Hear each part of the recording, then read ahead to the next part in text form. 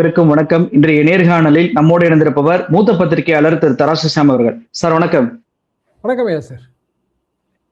நேற்றைக்கு இந்த ஆளுநர் உரை நன்றி தெரிவிக்கக்கூடிய அந்த தீர்மானத்தின் மீதான விவாதத்துல விஜய் அவர்கள் பேசினார். பேசும்போதே தனிநபர் தாக்குதல் செய்யும் விதமாக எங்கப்பா அவங்க அப்பாவே காணோம் அப்படின்ற ஒரு விஷயத்தை பேசியிருக்கிறார். அது மிகப்பெரிய சர்ச்சையை ஏற்படுத்தி இருக்கு. அதே மாதிரி பாத்தீங்க அப்படின்னா யாருமே ஆதாரமின்றி பேசக்கூடாது என்று சொன்ன சபாநாயகர், அதாவது அர்ஜுனா கூட கண்டிச்சாரு. ஆனா கட்சி நீதி அப்படின்னு சொல்லிட்டு ஆதாரமே இல்லாத ஒரு விஷயத்த பேசினார். முதல் நாள் உறுப்பினர்கள் செய்கையெல்லாம் செய்யாதீங்க, அது வைரல் ஆகுது, அவைக்கு கெட்ட பேர் ஏற்படுத்துன்னு சொன்ன சபாநாயகர் விஜய் அவர்கள் இந்த மாதிரி செஞ்ச செய்கையை அதெல்லாம் மரபு மீறல்லாம் ஒண்ணும் கிடையாது அப்படின்னு சொல்லி இன்றைக்கு ஒரு விளக்கத்தை கொடுத்திருக்கிறார். நீங்க எப்படி பாக்குறீங்க? இந்த சட்டமன்றத்தை பொறுத்த வரைக்குங்க, நம்ம நேரலைக்கு முன் நேரலைக்கு பின்னு பிரிக்கணும். இது நாள் வரைக்கும் முழு நேரலை நம்ம யாரும் பார்த்ததில்லை, மக்களும் பார்த்ததில்லை. செலக்டட் கிளிப்பிங்ஸ் தான் போட்டுட்டு இருந்தாங்க. ஒரு காலத்தில் பொதிகையில் ரெக்கார்ட் பண்ணி வைப்பாங்க. அப்புறம் சட்டமன்ற செயலகம் அப்ரூவ் பண்ணுற கிளிப்பிங்ஸ் மட்டும் தான் போடுவாங்க.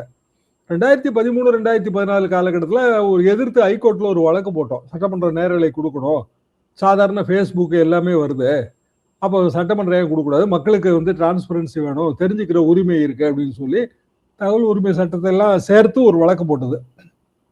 அப்போ இருந்த அரசு, ஜெயலலிதா தலைமையிலான அரசு, அது டெக்னிக்கலாக முடியாது, நிறைய உறுப்பினர்கள் இருக்காங்க, நிறைய கேமரா வைக்கணும்னு பல ரீசன் சொன்னாங்க. அப்புறம் 2022 நேரலை ஆரம்பித்து திருப்பி மீண்டும் அது பழைய நிலைமைக்கு தான் போச்சு. அது ஒரு செலக்டட் கிளிப்பிங்ஸ் தான் வந்துச்சு. இப்போ முழு நேரலை. முழு நேரலையில் அட்வான்டேஜ் என்ன அப்படின்னா, மக்களுக்கு நல்ல ஆர்வம் கூடியிருக்கு. எல்லாரும் பார்க்குறாங்க. டீ கடையில் கூட நேற்று பார்த்துட்டு இருந்தாங்கன்னு தான் சொன்னாங்க. அதுக்குள்ளே ஏன் சட்டமன்றம் முடிஞ்சு போச்சு, கூட கொஞ்ச நாள் வைக்கணும், நிறைய பேசணும், இப்படியெல்லாம் மக்கள் இப்போ எதிர்பார்க்குறாங்க. இதில் அட்வான்டேஜ் என்னதான் அவை குறிப்பிலேருந்து நீக்கினாலும் மக்களுக்கு தெரிஞ்சிருங்க, அதை நீங்கள் தவிர்க்கவே முடியாது. டிஸ்அட்வான்டேஜ் நம்ம வெளிநடப்பு செய்யும் போதும் மக்களுக்கு தெரிஞ்சிடும். இது டிஸ்அட்வான்டேஜ். அப்போ வெளிநடப்பு செய்யக்கூடாது. அதாவது ஒரு முதலமைச்சர் ஒரு சைகை காட்டுறாரு, சபாநாயகர் நீங்கள் சொன்னது சரிதான், சபாநாயகர் அப்படியெல்லாம் சைகை காட்டாதீங்க, நேரலையில் எல்லாரும் பார்க்குறாங்கன்னு நீங்கள் சொல்கிறது சரிதான். ஒரு காலகட்டத்தில் விஜயகாந்த் அப்படியான ஒரு சைகையை காட்டி முதலமைச்சர் ஜெயலலிதா அதை கண்டித்து, ஆனால் அது மக்களுக்கு முழுமையாக போய் சேரலை. ஏன்னா அது செலக்டட் கிளிப்பிங் தான் திருப்பி வந்துச்சு. அதுக்கு முன்பின்னாக நடந்த நிகழ்ச்சிகளை பார்த்தா தான் நமக்கு அது புரியும். சைகை ஏன் காட்டினாங்க. இப்போ இன்னைக்கு சபாநாயகர் சொல்கிறாரு, அது முடிஞ்சு போச்சு உரைங்கிறதுக்கு தான் அவர் ஃபினிஷ்ட் அப்படிங்கிற சைகையை காட்டினாரு அப்படின்னு ஒரு விளக்க உரையை சொல்கிறாரு. ஆனால் அந்த விளக்கம் சரிதானா இல்லையான்னு முழுமையாக பார்க்கும்போது, அதுக்கு முன்பின்னாக நடந்த நிகழ்வுகளை பார்க்கும்போது மக்கள் புரிஞ்சுக்குவாங்க. பலருக்கு பல அபிப்பிராயம் இருக்குங்க. இப்போ இன்னைக்கு தேதிக்கு அரசியல் ஆர்வம் 67 காலகட்டம் மாதிரியே நான் பார்க்குறேன். அதாவது 67 காலகட்டத்தில் நாங்கள் எல்லாருமே இளைஞர்கள். ஆவரேஜ் ஏஜ் 18 தான், 18லேருந்து 20க்குள்ள. திமுக ஆட்சிக்கு வந்துருச்சு, காங்கிரஸ் வீழ்த்தப்பட்டு விட்டது, பெரிய மகிழ்ச்சி. என்ன காரணம் அப்படின்னா, காங்கிரஸ் ஓல்டு ஜென்ரேஷனாக இருந்ததுங்க. அதாவது ஓல்டு ஸ்கூல் ஆஃப் தாட். ஊர்களில் பெரிய அளவுக்கு டாமினேட் பண்ணாங்க. எங்களை எல்லாம் ரொம்ப டாமினேட் பண்ணுவாங்க. சின்ன பசங்க, இப்போ தற்கொலைங்கிற வார்த்தை பிரயோகம் நான் எப்பவுமே எதுக்குறேங்க. ஏன்னா அது எங்கள் காலத்தில் எங்களை சின்ன பசங்கன்னு சொன்னதுக்கு சமம் தான் அது. சரி, இவங்கெல்லாம் சின்ன பையங்க, என்ன தெரியும், இதை மாதிரி தான் பேசுவாங்க. நாங்கள் எங்கேருந்து வந்தோம் தெரியுமா, சுதந்திர போராட்ட காலத்துலேருந்து வந்தோம். ஆனால் 47 சுதந்திர போராட்டம் முடிந்து விடுதலை அடைந்த பிறகு அந்த எச்ச சொச்சம் 20 வருஷம் கழிச்சு இருக்கிற யங்ஸ்டர்ஸ் மத்தியில் பெரிய அளவுக்கு போலைங்க. 67 நீங்கள் சுதந்திரத்துக்காக இதெல்லாம் பாடுபட்டதெல்லாம் உண்மைதாங்க. ஆனால் அது அரசியலில் பிரதிபலிக்கலை இல்லையா? அப்போ இயல்பாகவே எதை நாங்கள் ரசித்தோம் அப்படின்னா, வாதங்களை ரசித்தோம், எதிர்வாதங்களையும் ரசித்தோம். காங்கிரஸ் தலைவர்களே சிலர் கருத்திருமன் மாதிரியானவர்கள்லாம் எதிர்வாதங்கள் வைப்பாங்க. அண்ணாவுக்கே எதிர்வாதம்லாம் வைப்பாங்க. அண்ணா பேச்சை ரசித்தோம், கலைஞர் பேச்சை ரசித்தோம். ஆனால் நேரலையில் பார்க்குற வாய்ப்பெல்லாம் அப்போ கிடையாது. மறுநாளோ அதுக்கு அடுத்த நாளோ பத்திரிகைகளும் செய்திகளாக வரும், அதை தேடி தேடி படிப்போம். சிலருக்கு அது இம்பேக்ட் ஆகும், சிலருக்கு ஆகாது, பலருக்கும் ஆகாது. ஏன்னா பத்திரிகை படிக்கிறவங்க அப்பவும் குறைவு தாங்க. ஒட்டுமொத்த ஜனத்தொகையும் பத்திரிகை படிக்காது. எழுத படிக்க தெரிஞ்சவங்களோட நம்பர் இப்போ இருக்கிற அளவுக்குலாம் அப்போ கிடையாதுங்க. இப்போ நேரலை வந்த பிறகு பார்த்தா போதும்னு ஆயிடுச்சு. அப்ப எல்லா தரப்பும் ஜாக்கிரதையா இருக்கணும், ஆளுங்கட்சியும் ஜாக்கிரதையா இருக்கணும். ஒரு சைகை காட்டும் போது அது எந்த மாதிரி போய் சேருது. இப்போ உங்க அப்பாவை காணும்னு தேடினு ஒரு குட்டி எதை சொல்றாரு, அதுக்கு எதிர்வாதம் திமுக எப்படி வைக்கணுங்க? 2 விதமா வைக்கலாம். காமெடியா வைக்கலாம். கோபாலபுரத்துக்கு வாங்க, எங்க அப்பா அங்க இருக்காருன்னு சொல்லலாம். இல்லைன்னா அறிவாலயத்துக்கு வாங்க அப்படின்னு சொல்லலாம். அது ஒண்ணு. இல்ல, ஆமா அப்பாவை காணும்னு பெரியவர் தேடினாரு, அந்த பையன் எதுக்குங்க எங்க அப்பாவை தேடுறீங்கன்னு கேட்டான். இல்லப்பா, உங்க அப்பா வந்து இத்தனை லட்சம் விவசாயிகளுக்கு இலவச மின் இணைப்பு கொடுத்தாரு, இத்தனை லட்சம் நெல் கொள்முதல் நிலையத்தை திறந்து வச்சாரு, உங்க அப்பா காலத்துல 5 வருஷமும் கரெக்டா மே மாசம் இது ஜூன் மாசம் வந்து 12ஆம் தேதி காவிரியில தண்ணி திறந்து விட்டாங்க, நாங்கெல்லாம் வந்து சௌக்கியமா இருந்தோம், அந்த அப்பாவை எங்க காணும்னு நான் தேடுறேன்ப்பா அப்படின்னு சொல்லலாங்க. அதாவது வேற வழி இல்லை, பாசிட்டிவா வேற மாதிரி சொல்ல வேண்டிய ஒரு கட்டாயத்துல போய் சிக்கிறோம். ஏன்னா கொஞ்சம் சினிமாட்டிக்கா இருக்கு. அப்போ நம்ம சினிமாட்டிக்கா இருக்கணும்னு நான் சொல்ல வரல, ஆனா நம்ம பாசிட்டிவா ஒரு பெரிய ஜனத்திரலை மாற்ற வேண்டிய கட்டாயத்துல இருக்கிறோம். இதைத்தான் 67ல ஒரு பெரிய ஜனத்திரலை மாத்தணும், அதுக்காக நான் சொல்ல வரேங்க. இப்ப கிட்டத்தட்ட 60 வருஷம் ஆயிடுச்சுங்க, மீண்டும் ஒரு ஜனத்திரல் மாற்ற வேண்டிய கட்டாயத்துல போய் சிக்குது. அதுக்கு வயசு அரௌண்ட் 40 தான் இருக்கும். அவங்ககிட்ட நம்ம நேற்று பேசணும்னா பேசுனாங்க, விஜய் பேசினாருங்க, அவ்வளவுதான், தெரிக்க விட்டுட்டாரு, அதுக்கு இவங்களால எதிரே ஒண்ணுமே சொல்ல முடியல, பேசுன்ட்டு இப்போ வந்து அவர் ஏன் பேசினாருன்னு கேட்குறாங்க. அவங்க அந்த கருத்துல இருந்து மாறவே மாட்டாங்க. அவங்க 1,75,00,000 பேர் 1,75,00,000 பேர் ஓட்டு போட்டிருக்காங்க. அப்போ நீங்க ஆவரேஜ் ஓட்டு பார்த்தீங்கன்னாலே எந்த கட்சிக்குமே இங்க வந்து 32-35% மேல கிடையாதுங்க. எல்லாமே ஒரு கூட்டணி, இதை வச்சுதான் நம்ம வந்து தேவையான எண்ணிக்கையில சீட்டுகளை பெறுறோம். அப்ப இங்க இருந்த கூட்டணி பெரும்பாலும் வந்து இப்ப தாவேகாட்ட போயிருச்சு. உள்ளாட்சி தேர்தல் வரும்போது இப்போ இன்னைக்கே பிரவீன் சக்கரவர்த்தி சொல்றாரு, நாங்க வந்து முன்னாடி சீட்டு கேட்டப்ப அது வேற நிலைமை, இப்ப நாங்க ஆளுங்கட்சியா இருந்துட்டு சீட்டு கேட்கிறோம், நாங்க எத்தனை சீட்டு கேட்போம் தெரியுமா அப்படின்றாரு இல்லையா? அதெல்லாம் ஒரு கேள்வி வருது, என்னன்னா விஜய் நேற்றைக்கு பேசும்போது கூட்டணி ஆட்சியெல்லாம் மக்கள் ஏத்துக்கிற மாட்டாங்க அப்படி இப்படின்னு சொல்லிட்டு பதில் சொல்லிக்கிட்டு இருந்தாங்க, ஆனா இப்ப ஏத்துக்கிறலையா அப்படின்லாம் சொன்னாரு. ஆனா இன்னைக்கு பிரவீன் சக்கரவர்த்தி பாத்தீங்கன்னா ஆட்சியில் இருக்க எங்களுக்கு அதிக சீட்டு வேணும்ன்றாங்க. இதே மாதிரி தானே சார் மத்தவங்களும் கேட்பாங்க. அப்ப உள்ளாட்சி தேர்தலில் தாவேக்கா அதாவது மேயர் அப்படிங்கிற பதவிங்க மக்களால் நேரடியாக தேர்ந்தெடுக்கப்படுற மேயர் பதவி வரும்போது 1996ங்க. அப்போ 6 தான், மொத்த கார்பரேஷனே 6 தாங்க. சென்னை பெரிய கார்பரேஷன் ஸ்டாலின் நின்னாரு, ஜெயிச்சாரு.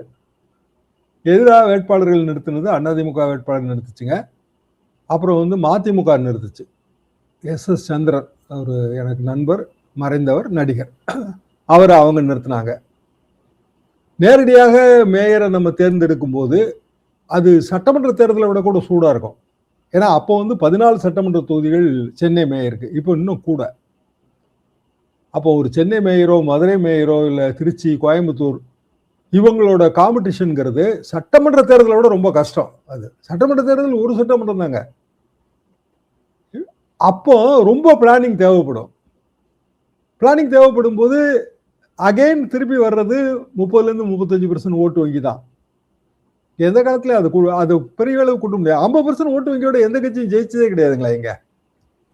அப்போ தாவேகா கூட்டணியில இன்றைக்கு இருக்கிற கட்சிகளோட டிஃபரன்சஸ் தான் நம்ம பயன்படுத்த வேண்டியது. ஒரு அரசியல்ங்கிறது அப்படிதாங்க, அனுமானத்தை அடைதல் தான் அரசியல். அனுமானத்தோட நீங்க தொடங்குவீங்க வாக்கரசியல்ல, ஆனா அனுமானத்தை நீங்க அடையணும் இல்லையா? தாவேகா ஆட்சி அமைச்சிருச்சு, ஆனா மெஜாரிட்டி ஆட்சி இல்லை. மெஜாரிட்டி ஆட்சி இல்லைங்கிறத இன்னைக்கு இடதுசாரி தோழர்கள் சொல்றாங்க. நாங்க ஆதரவு கொடுக்கலன்னா நீங்க எப்படி ஆட்சி அமைச்சிருப்பீங்கன்னு கேட்கறாங்க. கரெக்ட் தான் அது. அப்ப பல காரணங்களால ஆதரவு கொடுத்துருக்காங்க. அப்போ விஜயை பொறுத்த வரைக்கும் அவருக்கான நெருக்கடி என்ன, நெருக்கடி எப்படி தொடங்குது அப்படின்னா ஏற்கனவே தொடங்கிருச்சு. திமுக அதை புரிஞ்சிருக்கா? அந்த இடம் தான் எனக்கு இன்னமும் சந்தேகமாவே இருக்கு. மனசாட்சி உள்ளவர்கள் ஆதரவு கொடுத்திருக்கிறாங்க, நீங்க ஒன்னும் எங்களுக்கு ஆட்சி அமைக்க உதவல, மக்கள் தயவுலதான் அந்த ஆட்சி நடக்குது, நாங்க அவங்கள அமைச்சராக்கி இருக்கோம் அப்படின்ற விஷயங்களை எல்லாம் விஜய் அவர்கள் பேசியிருக்கிறார். அதற்கு தான் நீங்க சொன்ன மாதிரி நாங்க உங்களுக்கு ஆதரவு கொடுக்கலன்னா நீங்களே ஆட்சி அமைத்திருக்க முடியாது அப்படின்னு சொல்லிட்டு கம்யூனிஸ்ட் தலைவர் பேசியிருக்கிறார். ஆனா இன்னொரு விஷயம் இப்போ ஒண்ணு வெளியாகி இருக்கிறது. பாஜகவுடைய மாநில தலைவர் நயினார் நாகேந்திரன் அவர்கள் இவங்க வந்து ஆளுநர் கிட்ட 2-3 முறை 4 முறை போய் ஆதரவு கேட்டு கொண்டிருக்கும் போது யாரிடமெல்லாம் பேசினாங்க அப்படின்ற லிஸ்ட் என்கிட்ட இருக்கு, அதை நான் வெளியிடவா, நீங்க அப்ப மட்டும் பாஜக உங்களுக்கு இனித்ததா அப்படின்னு சொல்லிட்டு ஒரு கேட்டிருக்கிறார். இதன் மூலம் பாஜகவிடம் விஜய் தரப்பு பேசி இருக்கிறது அப்படின்ற ஒரு விஷயம் பேசப்படுது. நீங்க எப்படி அதை சார் பாக்குறீங்க நயினார் நாகேந்திரனுடைய அந்த கருத்தை? அதுல சந்தேகமே இருக்க முடியாதுல்லங்க. நீங்க கடைசி நாள் என்ன நடந்து யோசிச்சு பாருங்க. விஜய் வந்து கார்ல ஏறி கவர்னர் மாளிகைக்கு லெட்டர் கொடுக்க போறாரு. அதாவது 3வது முறையோ 4வது முறையோ. கவர்னர் கிளம்பி ஏர்போர்ட்டுக்கு கிளம்பி போயிட்டாரு. விஜய் கார் கிளம்புகிறது லைவ். விஜயகாந்த் யூ டர்ன் எடுக்கிறது அதுவும் லைவ் தான். அவங்க போன நேரத்துல யூ டர்ன் எடுத்துறாரு கவர்னர் இல்லைன்னு தெரிஞ்ச உடனே. ஆனா கவர்னர் ஏர்போர்ட்டுக்கு போனவரை எப்படி திரும்பி வந்தாரு? அது எப்படி மேல சொல்லாம அவர் எப்படிங்க திரும்பி வருவாரு? ஸோ ஆட்டோமேட்டிக்கா பிஜேபியோட மேலிடம் அல்லது உள்துறை எங்கேயோ வந்து கவர்னர் கன்சல்ட் பண்ணி அவங்க ஓகே பண்ணி அதுக்கு பிறகு அவர் கவர்னர் மாளிகைக்கு வந்து அதுக்கு பிறகு லெட்டர் வாங்கி அது பிறகு தான் அந்த இன்வைட் கொடுக்கப்பட்டது. சரி, நாங்க அப்ப வைத்த வாதம் என்னன்னா, மெஜாரிட்டியை வந்து ஒரு கவர்னர் செக் பண்ண வேண்டியது கிடையாது. அது வந்து சட்டமன்றத்தோட வேலை. 107 இருந்தாலே போதும். 96 எம்எல்ஏக்களை வச்சுக்கிட்டு ஜானகி அம்மாளை ஆட்சி அமைப்பதற்கு நம்ம தமிழக கவர்னர் அன்றைய கவர்னர் குரானா அழைத்தார். இதுதான் நம்மளோட பழைய உதாரணம். 3 வாரம் டைம் கொடுத்து மெஜாரிட்டியை நிரூபிக்க சொன்னார். மெஜாரிட்டி நிரூபிக்க முடியல. ஆட்சி கவிழ்ந்தது. 1 வருஷம் கழிச்சு தேர்தல் வந்தது. 1 வருஷம் ஆச்சுங்க இந்த தேர்தல் வர்றதுக்கு. அப்போ இந்த ஆளுநர் என்ன பண்ணியிருக்கணும்? 106 107 அவர் நம்பர் கொடுத்த உடனே மெஜாரிட்டியை இன்சிஸ்ட் பண்ணாம ஆட்சி அமைக்க அழைப்பு கொடுத்து 1 வாரமோ 2 வாரமோ ஒரு டைம் கொடுத்துருக்கணும். ஆனா அவர் இன்சிஸ்ட் பண்ணும்போது இவங்க ஒரு தப்பு பண்ணாங்க. என்னன்னா, காங்கிரஸ் கட்சி டபக்குன்னு போய் 5 எம்எல்ஏவோட ஆதரவு கொடுத்துருச்சு. ஸோ அதை சேர்த்த உடனே அப்போ மிச்ச நம்பர் வேணுங்கிற மாதிரி அவர் ஒரு ஸ்டாண்ட் எடுத்தார். கவர்னர் ஒரு ஸ்டாண்ட் எடுத்தார். அப்போ மற்ற கட்சிகள் உடனடியாக தேர்தல் வேண்டாம், பல காரணங்கள் இருக்கு. உடனடி தேர்தல் சந்திக்க முடியாது, மக்கள் மேல அவ்வளவு பெரிய சுமையை சுமத்த முடியாது, பல காரணங்கள் இருக்கும். ஆனா பிராக்டிக்கலா திமுக கூட்டணியில் இருந்த கட்சிகள் ஆதரவு கொடுக்காம தாவேக ஆட்சி அமைச்சிருக்க முடியாது. ஏன்னா கவர்னர் ஸ்டாண்ட் எடுத்துட்டாரு. நீங்க நம்பர் காட்டினா தான் நான் உங்களுக்கு ஆட்சி அமைப்பதற்கான அந்த கடிதத்தை கொடுப்பேங்கிற ஸ்டாண்ட் எடுத்துட்டாரு. ஸோ எது எப்படி இருந்தாலும் மினிமம் மெஜாரிட்டி நம்பர் காட்டியே ஆகணும் அப்படின்னு வந்துருச்சு. அதுக்கு பிறகுமே கம்ஃபர்டபுளா 144 எப்படி காட்டினாங்க? அது சிவிஎஸ் கோஷ்டியை போய் விஜய் பார்த்தாரா பார்க்கலையா? அதான் எல்லாத்துக்கும் தெரியுங்களே. நேரலை யுகத்துல சட்டமன்றம் மட்டும் நேரலை ஆகல, செய்தியே நேரலை ஆகுது. இப்போ எல்லாமே வீடியோ வடிவத்துல இருக்கு. மக்கள் நேரடியா பாக்குறாங்க, கொஞ்சம் மறப்பாங்க, ஆனா எல்லாரும் நினைவுபடுத்திக்கிட்டே இருப்பாங்க. அப்ப 25 எம்எல்ஏக்கள் ஆதரவுன்னு வரும்போது 25 எம்எல்ஏயும் சுத்த பரமாத்மாக்களாக, ஜனநாயகத்தின் மீது நம்பிக்கை கொண்டவர்களாக, ரொம்ப தியாகசீலர்களாக 25 எம்எல்ஏ ஆதரவு கொடுத்துட்டாங்களா? அவங்களுக்கு ஏதோ ஒரு ப்ராமிஸ் நீங்க கொடுத்துருக்கணும்ல. என்னமோ ஒரு ஆனா அது இல்ல அப்படின்ற மாதிரி பேசுறாரு சார். சோஃபான்ற வார்த்தையெல்லாம் நீங்க வச்சுக்கிறாதீங்க, நாங்கெல்லாம் வந்து குதிரை பேரம்லாம் எதுவும் பண்ணலன்ற மாதிரி பேசுறாரு விஜய். சோஃபா வந்து குறியீடுங்க. சோஃபாக்குள்ள வச்சுலாம் யாரும் பணம் கொடுக்க போறது இல்லை. சினிமால தான் அது சாத்தியம். என்ன காரணம்னா, அது ஒரே மாதிரி சோஃபா எல்லா கடையிலையும் ஆர்டர் போட்டு பணத்தை அதுக்குள்ள எங்க வச்சு கொண்டு வந்து கொடுக்கணும். அது குறியீடு, அவ்வளவுதான். அதை தவிர்த்து பாருங்க. குதிரை பேரம்னா என்ன? பதவி தர்றோம்னு சொல்றது குதிரை பேரமா இல்லையா? அதுவும் குதிரை பேரம் தாங்க. நீங்க ஜாயின் பண்ணுங்க, இல்ல வந்து ஆதரவு கொடுங்க, பின்னாடி பாத்துக்கலாம் அப்படிங்கிறதும் குதிரை பேரம் தான். ராஜினாமா பண்ணுங்க, உங்களுக்கே சீட்டு தரோம்னு சொல்றதும் குதிரை பேரம் தான். குதிரை பேரம் என்பதுக்கு எக்ஸாக்ட் டெபினிஷன்லாம் எதுவும் கிடையாதுங்க. ஒரு காலத்துல வந்து குதிரைகள் வந்து விலை மதிப்பு உள்ள பொருளாக இருக்கும்போது குதிரை பேரம், குதிரை சந்தை இந்த வார்த்தைகள் இருந்தது. இப்போ அதுவும் குறியீடு தான். சோஃபா எப்படி குறியீடோ அதே மாதிரி குதிரை பேரமும் ஒரு குறியீடு தான். அப்போ அதிமுகவின் 25 எம்எல்ஏக்கள் அதிமுக கூட்டணியில, அதிமுக அணியில நின்று, அந்த அதிமுக அணியில பிஜேபி இருக்குது, பாமக இருக்குது, பிற கட்சிகள் இருக்கின்றன. அவங்க வந்து திமுகவுக்கும் தாவேகாவுக்கும் எதிராக வாக்கு தானே வாங்கினாங்க. அதுல திமுக எதிர்ப்பு வாக்கும் இருக்குங்க, தாவேகா எதிர்ப்பு வாக்கும் இருக்கு. அதுல இருந்து 25 பேர் ஆதரவு கொடுக்கும்போது அது எப்படி மக்கள் ஏகோபித்த ஆதரவா மாறும்? அப்ப அந்த ரெப்ரசன்டேஷன் தப்பு. ஆனா ஒரு முதலமைச்சர் அப்படி கிளைம் பண்ணத்தான் செய்வாரு. அதெல்லாம் நான் வந்து அதை குறை காணல. அது வரைக்கும் அது பொலிட்டிக்கலா தான் போயிட்டு இருந்தது. அவரோட நேற்றைய உரை வந்து அது வரைக்கும் பொலிட்டிக்கலா தான் போயிட்டு இருந்தது. எந்த இடத்துல வந்து அது கொஞ்சம் ரசம் இழந்ததுன்னு நான் நினைச்சேன் அப்படின்னா, குறுக்கீடுகள். குறுக்கீடுகள்ல எதிர்க்கட்சி தலைவர் என்ன சொல்றாரு? எல்ஓபி என் உரையிலையும் குறுக்கீடு செய்தார்கள்னு சொல்றாரு. தவறுதான். முதலமைச்சர் உரையிலையும் நம்ம குறுக்கீடு செய்யக்கூடாது. இன்னும் சொல்ல போனாங்க, அதுல இன்னொரு டெபினிஷன் இருக்கு. சட்டமன்ற உறுப்பினர் ஒருவர் முதல் முறையாக பேசும்போது அதை கன்னி பேச்சும்பாங்க. அதுல குறுக்கீடே பண்ணக்கூடாது. இவருக்கு சட்டமன்றம், இவர் முதல் எம்எல்ஏ தானே விஜய், முதலமைச்சரா இருக்கட்டும். ஆஸ் எம்எல்ஏ அவர் ஃபர்ஸ்ட் தானே, குறுக்கீடு பண்ணியிருக்க வேண்டாங்கிறது தான் என்னோட கருத்து. அது பிறகு வாக் அவுட் அரசியல திமுக கைவிடணுங்க. அதிமுக போன தடவை பூரா வாக் அவுட் பண்ணிட்டே இருந்தது. அதனால என்ன நன்மை விளைந்தது? அதிமுக ஓட்டு வங்கி கூடிருச்சா? நேரலையே இல்லாத காலம். இப்போ அவர் பதில் சொல்லும் போது, முதலமைச்சர் பதில் சொல்லும் போது அப்படியே கேமரா பேன் ஆகுது. அவங்க வந்து எதிர்கட்சி வரிசையை காட்டுறாங்க, ஃபுல்லா காலியா இருக்கு. இது மக்கள் மத்தியில என்ன உணர்வை ஏற்படுத்தும்? இன்னொன்னுங்க, விஜய் ஆதரவு மனோபாவத்துல இருக்காங்கல்ல, அவங்க இன்னைக்கே மாறிடுவாங்களா? அது எப்படி சாத்தியம்? பெரியார் ஆதரவு மனோபாவம் உள்ளவங்கள எவ்வளவோ பெரியாருக்கு அகைன்ஸ்டா பேசினாலும் மாற்ற முடியாது. திமுக ஆதரவு மனோபாவம் உள்ளவங்களும் அப்படித்தான். ஒவ்வொருத்தருக்கும் ஒரு சித்தாந்தத்து பேர்ல நம்பிக்கை இருக்கு.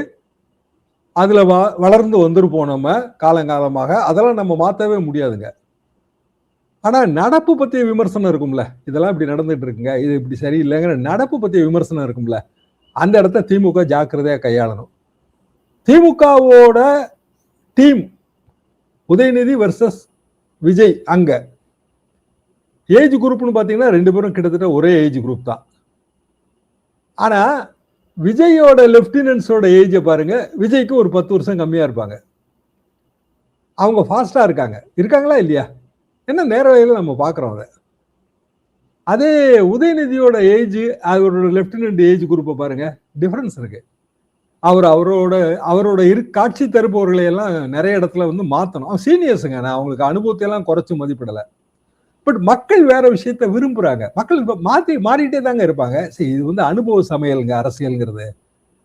அப்போ அனுபவத்தின் வாயிலாக நம்ம வந்து ஒரு சமையல் செஞ்சு உணவு பரிமாறுறோம். ஆனா உணவை உட்கொள்பவர்களோட டேஸ்ட் மாறிட்டே இருக்கும்ல. இல்லைங்க, இது அனுபவ சமையல, எப்போதும் நம்ம இதே உணவு தான் பரிமாறணும் அப்படிங்கிற நிலைப்பாடு எடுப்பீங்களா? இல்ல மக்கள் கொஞ்சம் வேற விரும்புறாங்க, அதுக்கு கொஞ்சம் மாற்றி பரிமாறுவோம், மாற்றி உணவு சமைப்போங்கிற நிலைப்பாடை எடுப்பீங்களா?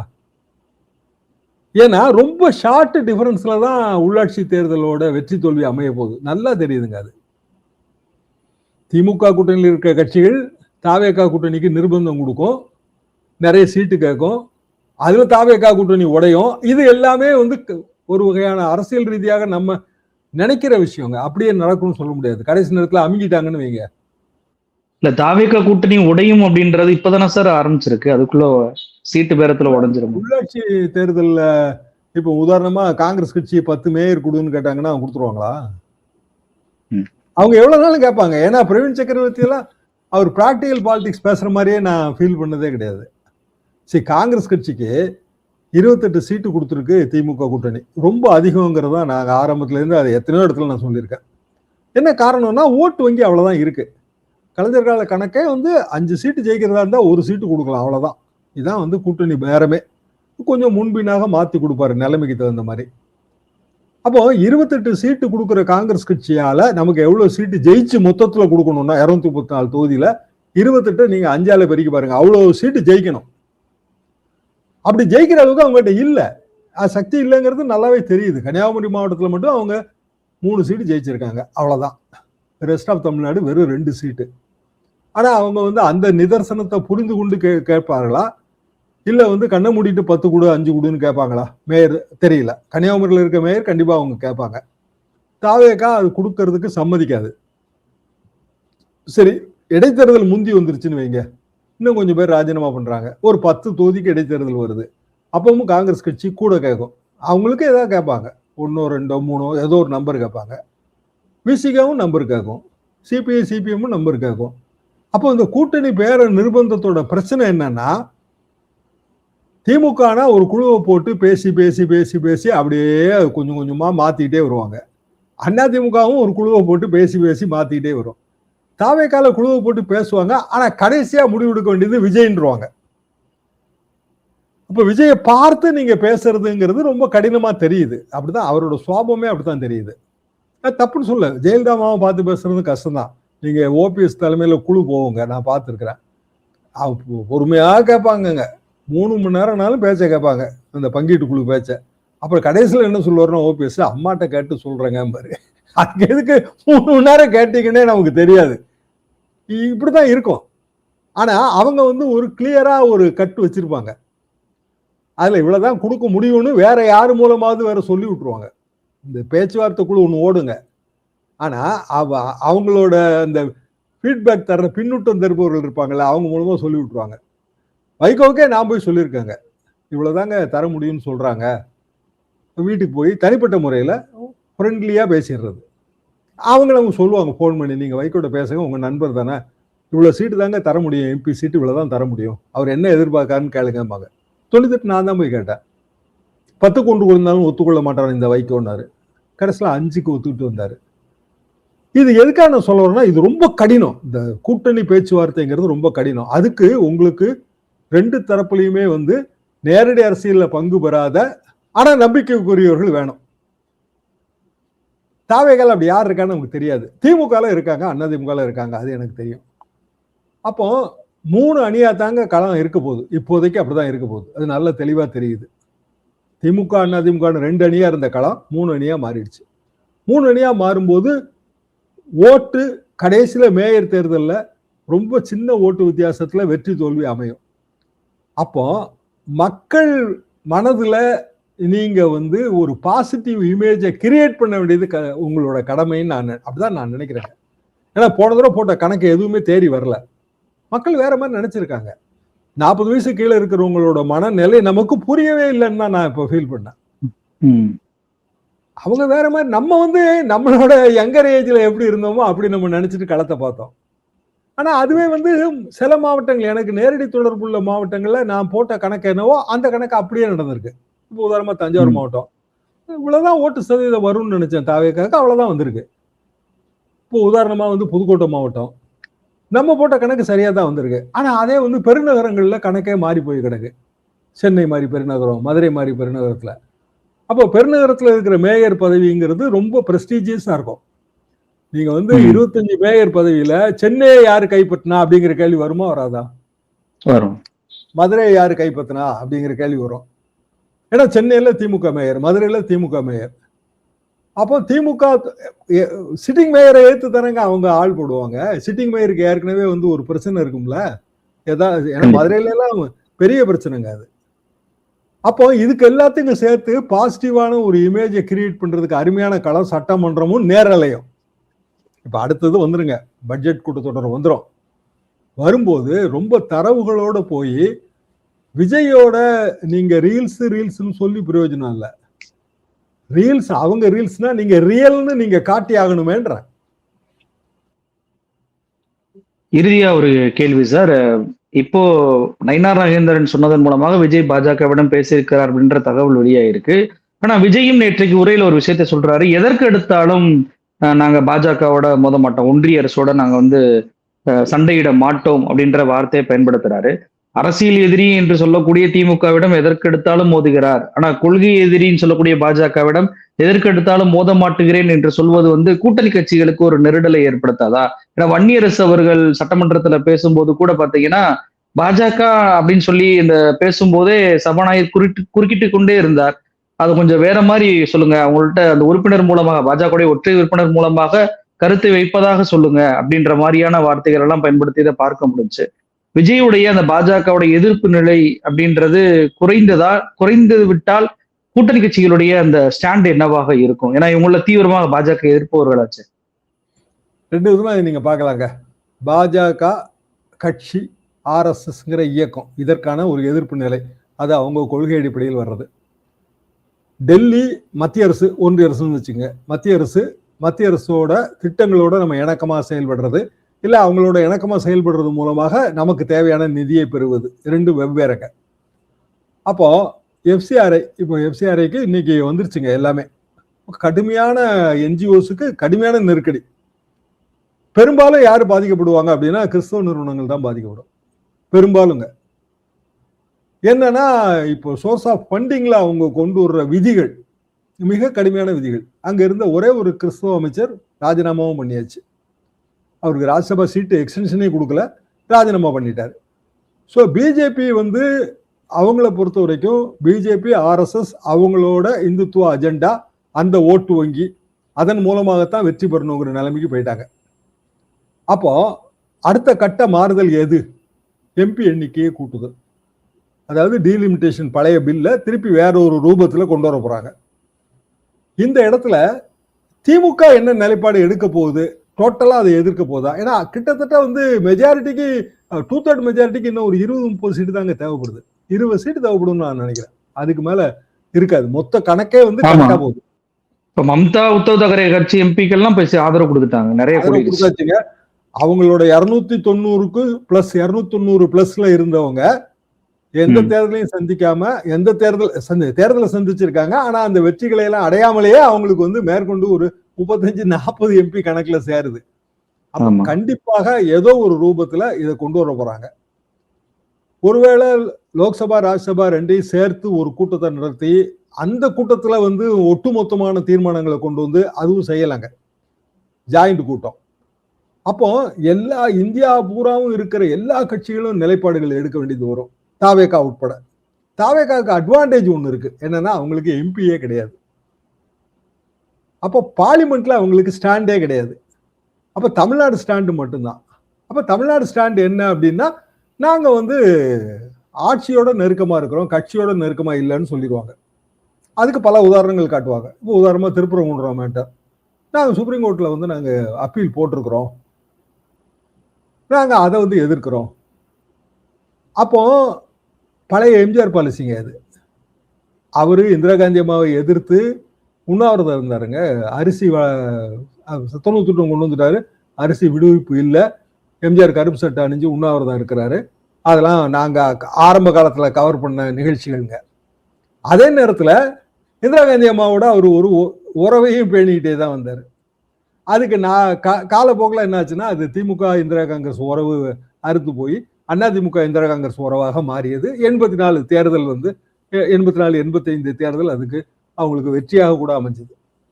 அப்போ தாவேகா சில அரசியல் ரீதியாக மாற்று பாதைகளை வகுக்குது, அது நல்லா தெரியுது.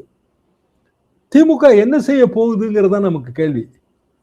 பிளைண்ட் பிஜேபி ஆப்போசிஷன், அதை வந்து ஏற்கனவே நம்ம 2026 தேர்தலில் திமுக வைத்ததுதான்.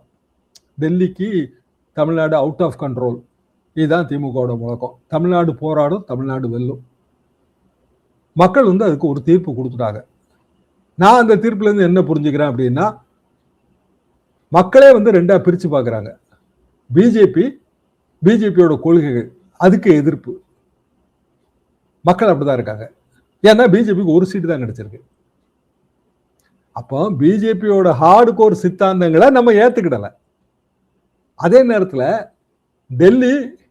டெல்லிக்கு நம்ம அவுட் ஆஃப் கண்ட்ரோல், டெல்லியை எப்போதுமே எதிர்க்கிறோம். அதுக்கு வந்து நமக்கு 108 இடத்த ஒரு கட்சி கொடுத்துட்டாங்க. அந்த மாதிரியான கொள்கைகளை சொல்லாத கட்சிக்கு கொடுத்தாச்சு, அதாவது தாவேகா. மீதி இடங்களை சரிசமமாகவும் கொஞ்சம் முன்பின்னாகவும் பகிர்ந்து திமுக அதிமுகவுக்கு கொடுத்தாச்சு. திமுக கூட்டணி கட்சிகள், காங்கிரஸ் தான் முதல்ல வந்து கைவிட்டது திமுக கூட்டணியில இருந்து. பிற கட்சிகள் வந்து அப்படின்னு சொல்ல முடியாது. அவங்க ஏதோ ஒரு வகையில ஒரு டிஸ்கஸ் பண்ணி தான் ஆதரவு கொடுத்துருக்காங்க. இடதுசாரிகள் ரெண்டுமே வெளியில இருந்து ஆதரவு கொடுக்குறாங்க. அதிமுகவோட பிரச்சனை என்ன அப்படின்னா, அவங்க பிஜேபி கூட்டணியில இருக்கிறாங்க. ஆனா வந்து பிஜேபி கூட்டணியில் இருக்கிற பாமக வேற நிலைப்பாடை காட்டுது. அதிமுகவின் 25 எம்எல்ஏக்கள் வேற நிலைப்பாடு எடுத்தாங்க. மீண்டும் 21 எம்எல்ஏக்கள் ரிட்டர்ன் பண்ணாங்க. இப்ப சட்டமன்றத்தில் பார்த்தா இன்னொரு 4-5 எம்எல்ஏக்கள் வேற நிலைப்பாடு எடுக்கிறாங்க. அதிமுக இன்னும் செட்டில் ஆகாம இருக்கு.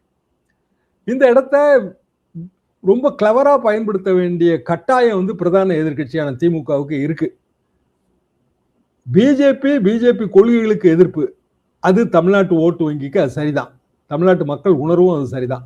காரணம், பிஜேபிக்கு அவங்க வெற்றி கொடுக்கலங்கிறது மட்டும் போன தடவை இருந்த 4 எம்எல்ஏ வேற ஒரு எம்எல்ஏவை குறைச்சி விட்டாங்க.